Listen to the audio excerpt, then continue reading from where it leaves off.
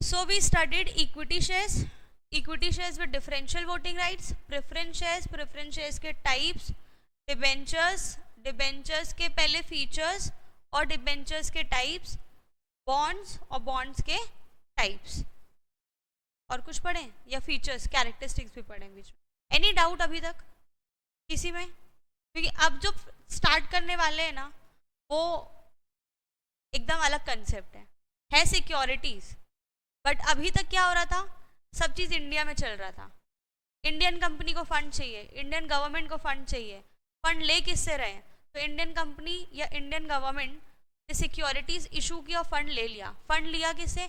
Indian public से. वो लोग जो इंडिया में हैं, ठीक है, उनसे फंड लिया. ट्रेड कहाँ हो रहा है? स्टॉक एक्सचेंज में ट्रेड हो रहा है. कौन से स्टॉक एक्सचेंज में? Indian stock exchange. अभी तक कहानी सिर्फ इंडिया के अंदर थी. अब जो पढ़ेंगे ना वो कहानी इंडिया के बाहर की है. तब इंडिया और इंडिया के बाहर. ठीक है, ठीक.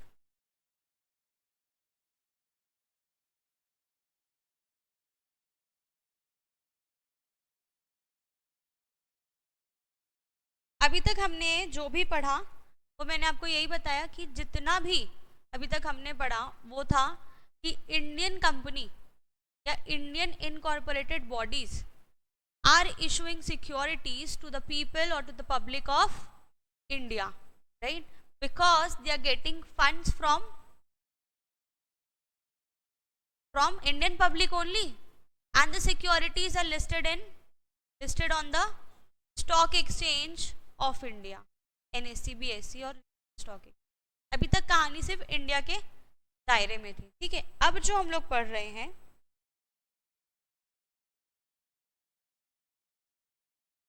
Foreign currency convertible bonds. Foreign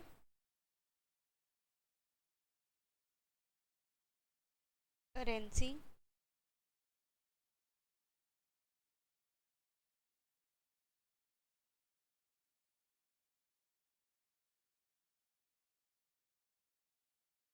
नाम से समझ में आ रहा है. कन्वर्टेबल मतलब ऐसे बॉन्ड्स जो after some time it will be convertible into कल बताया था अगर कहीं पे भी कन्वर्टेबल वर्ड आया तो हम क्या पढ़ेंगे? Equity shares.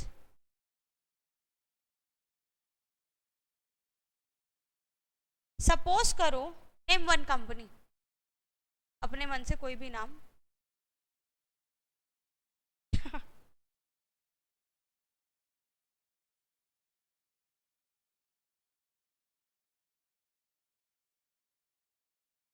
XYZ लिमिटेड एक इंडियन कंपनी, ठीक है.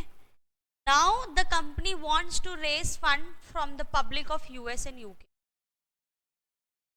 समझ पा रहे हो? इंडियन कंपनी है, इंडिया में काम कर रही है, इंडिया के कंपनीज एक्ट के अंदर रजिस्टर्ड है. Company wants to raise fund from the public of US and UK. कर सकती है? आया ना, बहुत सारी पॉलिसीज होती है ना गवर्नमेंट की, FDI policy and all that, right. ये कर सकती है, फंड ले सकती है, बाहर की कंट्री से फंड ले सकती है अपना काम करने के लिए. कर सकती है कि नहीं? ठीक है. तो वहाँ की पब्लिक जब फंड दे रही है तो इन रिटर्न, अब सपोज करो इन पब्लिक ने इनको फंड दे दिया, ठीक है, फंड दे दिया. What this company did, Indian company, they issued bonds. Clear? तो ये पब्लिक यूएस और यूके की इंडियन कंपनी की बॉन्ड होल्डर्स बन गई. क्लियर? कहानी इतनी. अब मैच्योरिटी डेट आएगी कि नहीं आएगी? सपोज करो आफ्टर 5 years की मैच्योरिटी थी. 5 years के लिए from the public of US and UK XYZ limited raised funds and issued bonds. So the public of US and UK become the bond holders of XYZ Limited. 5 years was the maturity of the bonds. After 5 years, the company is liable to pay back the amount, right? Company said, we are issuing FCCB. We are issuing, we will not give you the funds. We will give you equity shares. So after 5 years, what company did, the public gave back the bonds and the company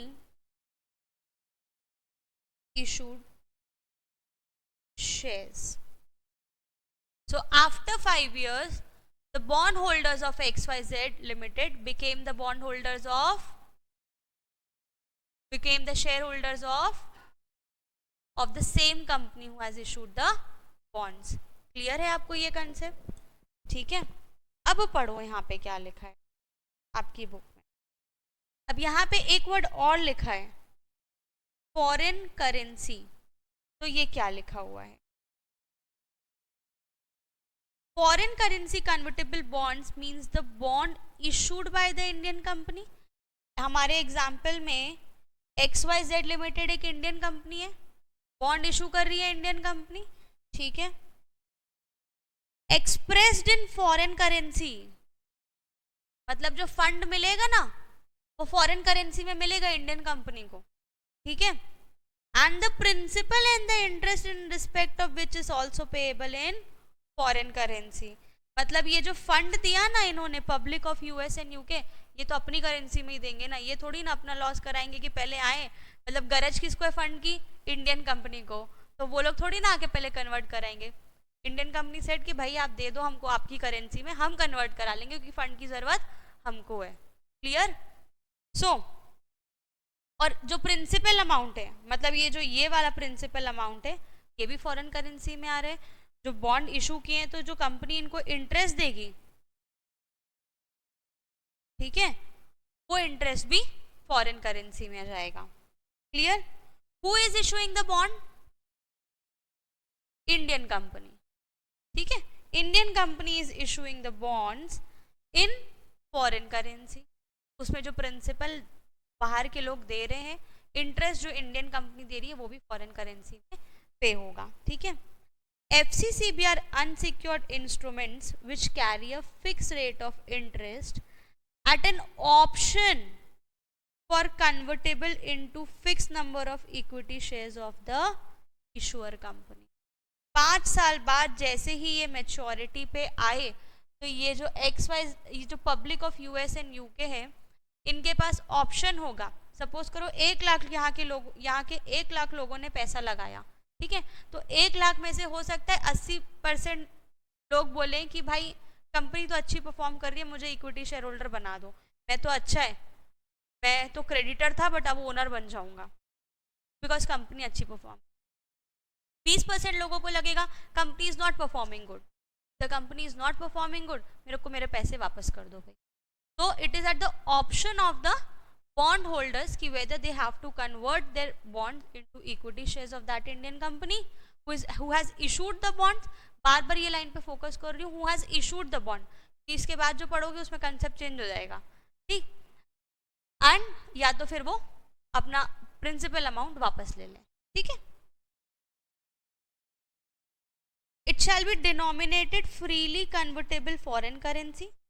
However, it must be kept in mind that FCCB issue proceed need to conform to ECB end requirements. Not that important. Foreign investors also prefer FCCB because dollar denominated serving. मैंने बताया वो लोग क्यों आके India में पहले currency convert कराएंगे, फिर यहाँ के शेयर्स में को वो करेंगे, इन्वेस्ट करेंगे. आप करोगे इतना रिस्की, मतलब इतना रिस्की तो नहीं बट इतना एफर्ट लोगे कि आपको न्यूयॉर्क स्टॉक एक्सचेंज में अगर वहाँ की कंपनी के शेयर्स में इन्वेस्ट करना है तो आप क्या करोगे? पहले अपनी करेंसी एक्सचेंज कराओगे फिर वहाँ पे इन्वेस्ट करवाओगे. इससे अच्छा अगर उनकी कंपनी सपोज करो ऐसी कोई सिक्योरिटी यहाँ पे इशू कर दे तो आप डायरेक्टली उस सिक्योरिटी में पैसा नहीं लगाओगे, है ना. ठीक है. So it is because it is dollar denominated servicing.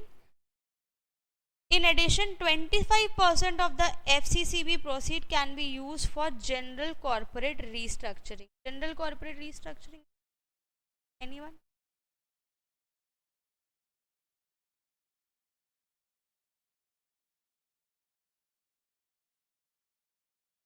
देखो कंपनी के पास पैसे खर्च करने के बहुत सारे जरिए होते हैं, बहुत सारे मतलब सपोज करो कंपनी को एक फ्यूल प्लांट डालना है, that is the main intention, but उसके अलावा भी तो बहुत सारे काम होते हैं भाई, इतने लोगों को पे में रखना, ठीक है, XYZ बहुत सारे काम होते हैं। तो ये बोलना चाह रहे हैं कि 25% of the proceed would be taken only, will be used only for the purpose for which it has been taken. Example से समझ में आया आपको? General corporate restructuring purpose, clear? So now you got the point कि what is FCCB। क्या कोई मुझे समझा सकता है ये क्या है?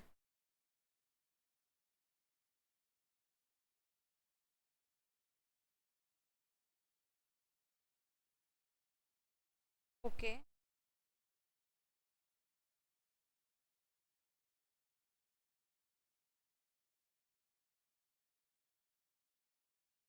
ऑप्शन देती है,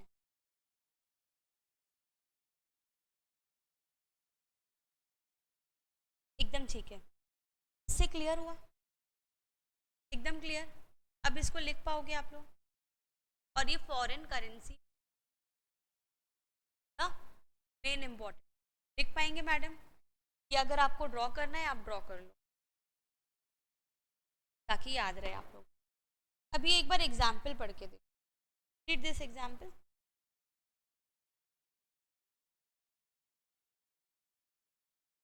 Suppose company A issue bonds with the following terms. Issue price of the bond is 1000, coupon rate मतलब इंटरेस्ट रेट 2%, मेच्योरिटी है 2 years, convertible into equity shares at 800 पर शेयर्स।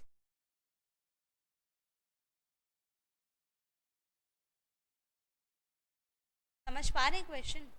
एक कंपनी है जो ये वहाँ के लोगों को कि भाई आप 1000 रुपये का एक बॉन्ड ले लो, मैं आपको 2% इंटरेस्ट भी दूँ और 2 साल बाद मैं आपको ऑप्शन देती हूँ कि मैं आपको शेयर में कन्वर्ट भी करके एट द रेट 800 पर शेयर वैल्यू हो।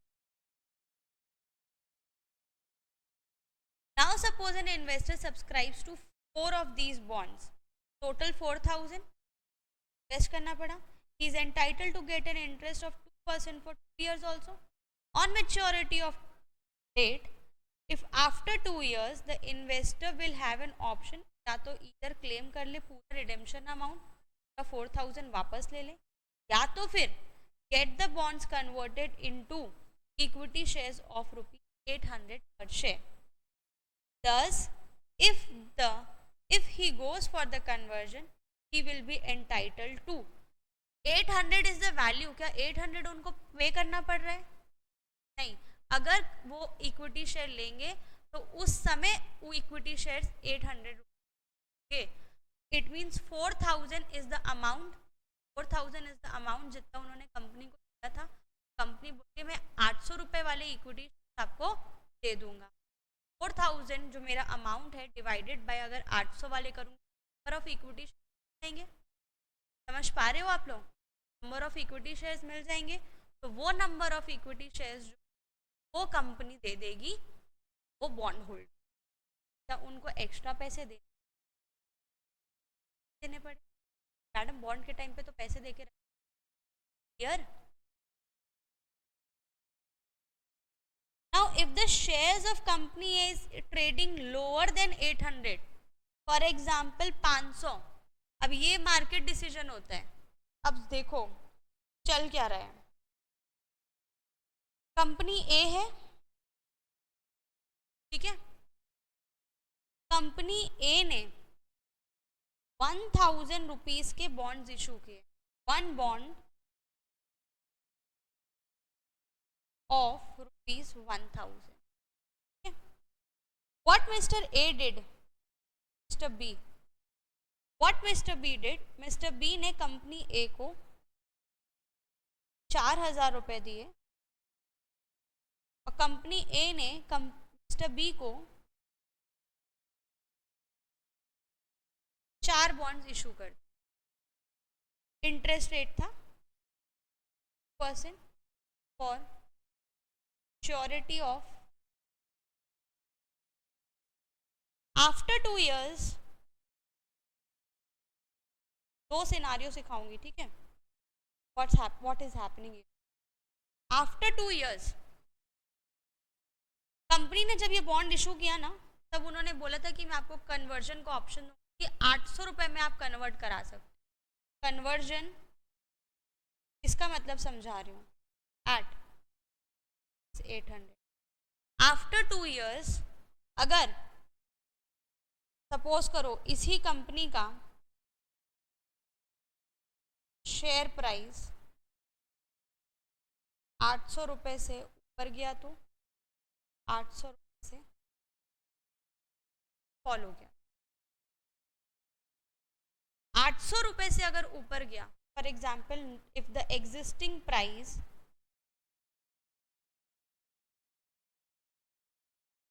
इज 900 रुपीज, ठीक है, तो मैं तो बोलूँगी 4000 मैंने इन्वेस्ट किए थे ना, मैं 4000 के बॉन्ड दिए ना आपने, मैं बॉन्ड होल्डर, आप 4000 का मेरे को 800 रुपये का शेयर दे रहे हो ना, आप 4000 तो है आपके पास मेरे, तो भाई आप 4000 डिवाइडेड बाय 800 कर दो, कितना हुआ 5 शेयर्स। मार्केट में इसको बेच के आती हूँ मैं, मार्केट प्राइस 500 रुपये, ऐसे कमा, मैं तुरंत डिसीजन ले लूँगी कि हाँ भाई मेरे को तो आप कन्वर्ट करके दे दो इक्विटी शेयर, ठीक है। समझ में आया कैसी कहानी चल रही है। अब सपोज करो प्राइस 800 से नीचे है, प्राइस है सपोज करो 600 मार्केट प्राइस, ठीक है, मार्केट प्राइस 600 है, तो भाई शेयर तो मिलेगा 800 रुपये में, क्योंकि कंपनी बॉन्ड इशू करते टाइम बता दी थी।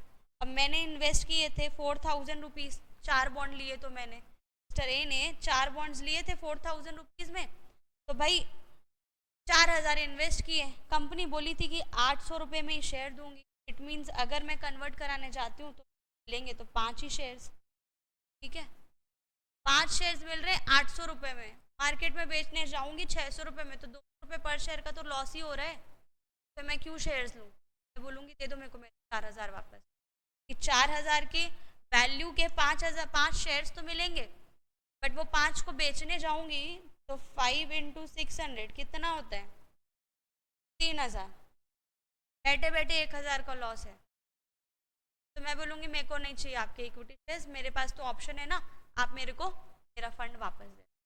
FCC सारा खेल हो रहा है फॉरेन करेंसी, ये होते हैं डिसीजन, क्लियर। यही आपके इस पूरे एग्जाम्पल में क्लियर। आगे बढ़ जाऊं। वैसे ही एक करेंसी होती है फॉरेन करेंसी एक्सचेंजेबल, FCEB। अब ये क्या होता है, अभी आप देखना जो इंडियन कंपनी बॉन्ड इशू कर रही थी, वही इंडियन कंपनी अगर बॉन्ड होल्डर ऑप्शन एक्सरसाइज करता है, तो वही Indian company, same Indian company अपने बॉन्ड होल्डर्स को इक्विटी शेयर्स इशू करके दे, बॉन्ड को कन्वर्ट करके। FCEB में ये नहीं होता।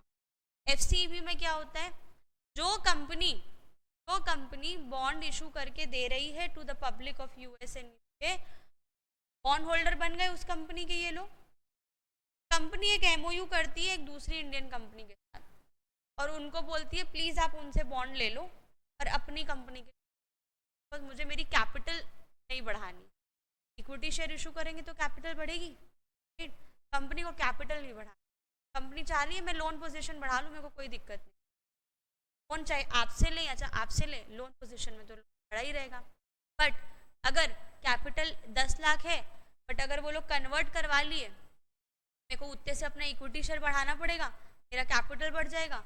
अगर कंपनी को कैपिटल नहीं बढ़ाना है तो company foreign currency exchange, as the name suggest exchange.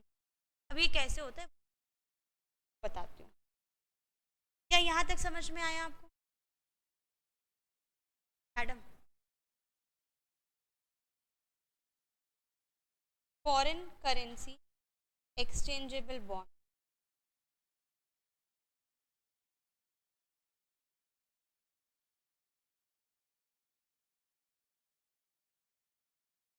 Easy है, बैठ जाएगा दिमाग में।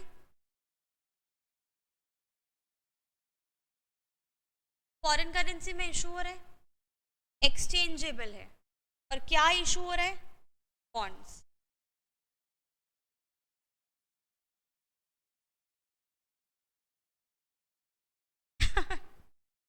ए से पूरा मतलब वो खत्म करेंगे अपन। ये क्या है, एक Indian,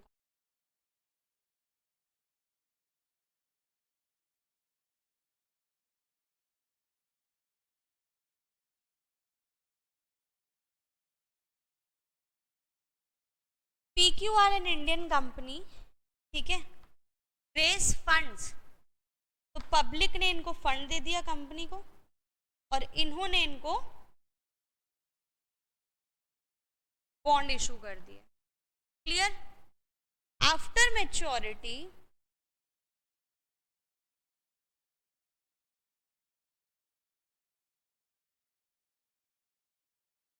after 3 years what PQR did, PQR entered into an MOU,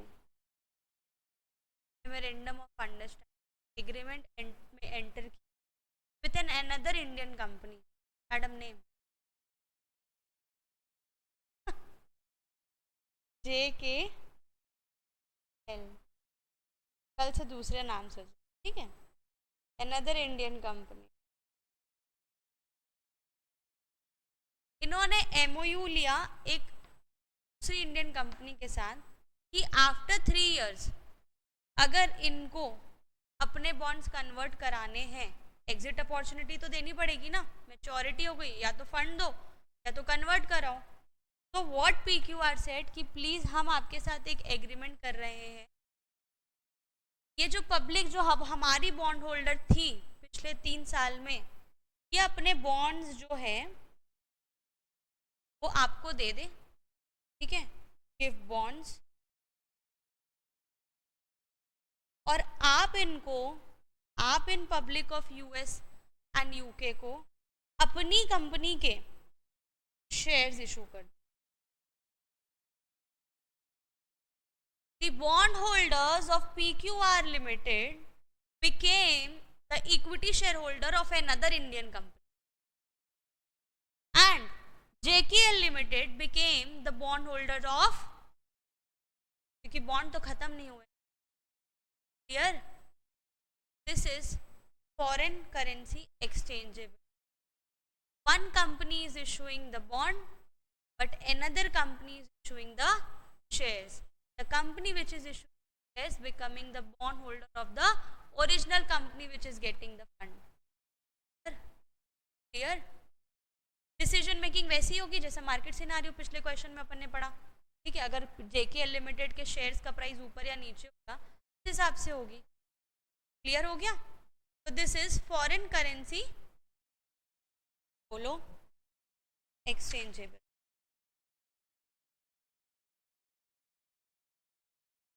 It is used to raise fund from the international market against the security and exchangeability of shares of another company।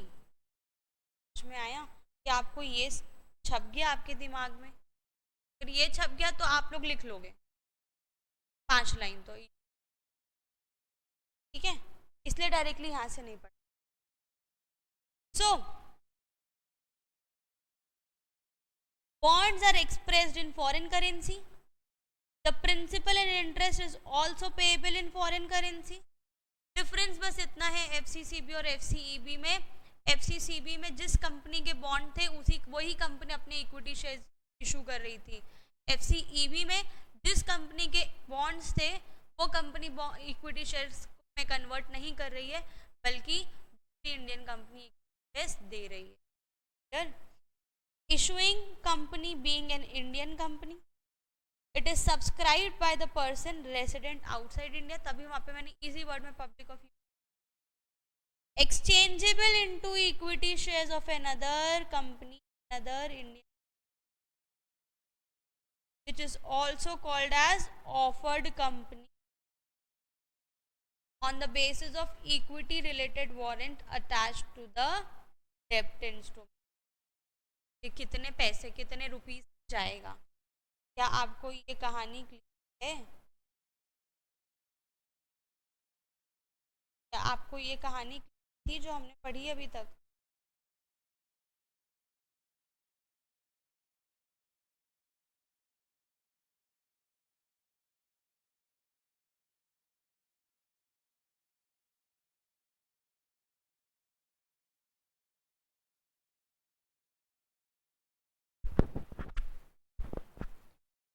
Have you all noted this?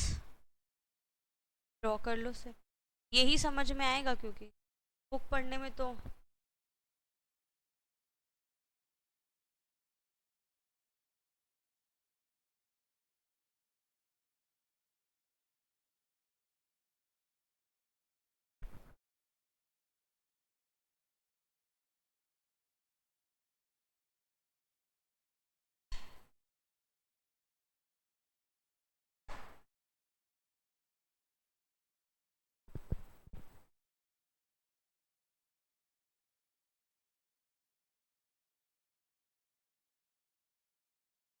so we have done with the equity shares with differential voting rights, preference shares and its kinds में मेरे को आपको लिखवाना है kinds की 3 line, right? Then debentures we have studied, important features and any issues with the types, this categories of convertible debentures. Yesterday I told you to read it. If you face any issue in writing 3 lines in each, so let me know. Any issue in that? पढ़ के आए थे? Today we studied bonds के characteristics, bonds के type and very important एक question बन सकता है यहाँ से कि what is the difference between FCCB and FCEB. So don't write difference like difference between वाला.